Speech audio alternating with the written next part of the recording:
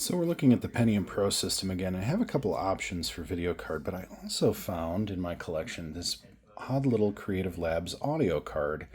And it looks like this is one that they probably printed and had some revisions or options, because there's a whole module here missing. I'm not sure what package it was used for.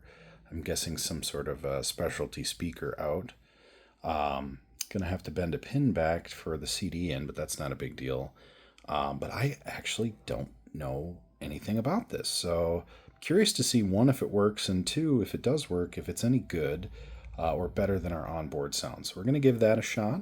And then we've also got some options at video we're going to take a look at to see if we can get that 256 colors we want.